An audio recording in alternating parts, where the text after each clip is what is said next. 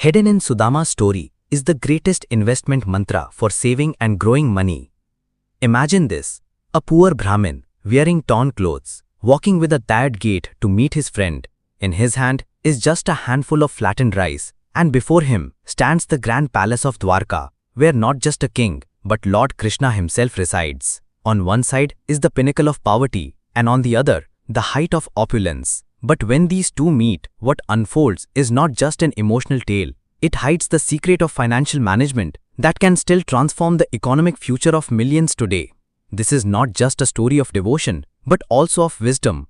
Sudama's story teaches us that financial planning isn't merely about money. It's a union of thought, behavior, and perspective. For anyone striving to rise from poverty to stability and prosperity, this tale becomes a living example that even a small step taken at the right time can change the future.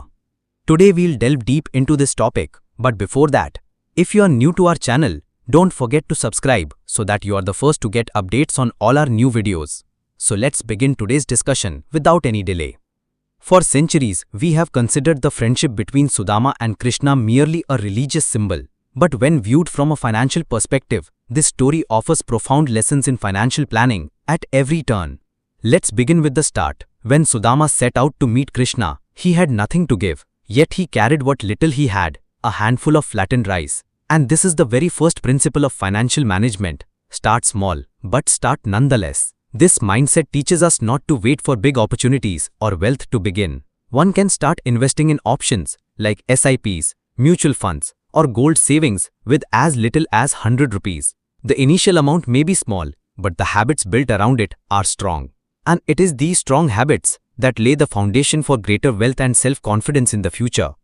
The next lesson is about planning. Sudama decided to visit Krishna before the crisis worsened. He didn't delay. Financial planning should follow the same principle. Most of us don't make a plan until we are in the middle of a crisis. But the wise person is the one who repairs the boat before the storm hits. A strong emergency fund, health and term insurance, and long-term investments. These are the shields that can protect us from any financial storm. Planning is not just for emergencies. It's about defining the path toward future goals. Sudama never asked Krishna for help, but his preparation and timely decision led him from darkness to light.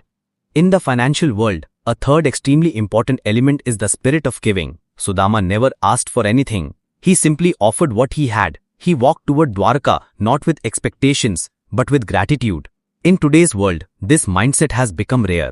We are constantly trying to receive more, but we lack the spirit to give. Sharing our time, knowledge, and skills with others, or even making some investments for the good of society, connects us with a different mindset. And that mindset leads us toward long-term financial and personal prosperity. The greatest return on investment is not just money, but self-satisfaction, meaningful connections, and clarity of purpose in life. Sudama's handful of flattened rice was a small gift, but it symbolized his character, intentions, and inner strength. Financial management is not just built on money, but also on relationships. The wealth Sudama received wasn't merely because he was Krishna's childhood friend, but also because there was emotional truth and transparency between them. In today's world, networking, relationships, and social capital are among our greatest economic assets. Being connected with the right people at the right time can bring opportunities that money alone cannot provide. That's why you must invest in meaningful relationships. They offer the best returns. Whether it's changing jobs, starting a new business, or making investment decisions, a trustworthy advisor, a strong network, and honest relationships form the foundation that neither education nor experience alone can provide. The friendship between Sudama and Krishna wasn't just a memory, it was a practical asset that transformed not just Sudama's financial state, but the course of his life itself. Now we come to the final, yet the deepest mantra, contentment and gratitude. Sudama never asked Krishna for anything. He accepted his circumstances and found peace within them. In today's consumer-driven world, where everyone is chasing new cars, bigger houses, and a luxurious lifestyle, the feeling of contentment and gratitude seems to have faded away. But a true financial planner is one who knows how to live within their means, differentiate between needs and wants, and control unnecessary expenses. When we express gratitude, we naturally regulate our spending and become mentally wealthy as well. This balance not only stabilizes our financial life, but also ensures inner peace and personal harmony. Sudama's story doesn't end there. It teaches us that financial elevation doesn't come from just earning money, but from the harmony of mindset, discipline, and relationships. A poor Brahmin, through his emotions and humility, achieves something that even millionaires can't imagine. This is a shining example that if the thinking is right, resources will find their own way. With the right guidance, at the right time, and with the right attitude, anyone can surpass their financial limitations. Sudama's story is not just history, it is an inspiration for every person who dares to dream big with limited resources. In today's world where everyone is racing to get rich quickly, this story teaches us the mantra of moving slowly, steadily, and wisely. Small investments, strong planning, meaningful relationships, the spirit of giving, and gratitude, these 5 pillars can support a financial life that not just makes you wealthy, but also brings peace to your soul. True wealth isn't just what sits in your bank account, it is also found in your relationships, thoughts, and behavior. And this story contains every element that can serve as a guide for both the young and the old alike.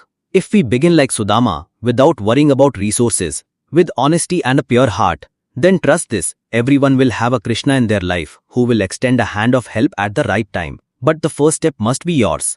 And that first step is often the hardest, but also the most necessary. If we absorb this lesson into our life, we can not only transform our financial reality, but also lay a strong foundation for the generations to come. So, the next time you hear the story of Sudama and Krishna, don't just see it as a tale of a humble friend.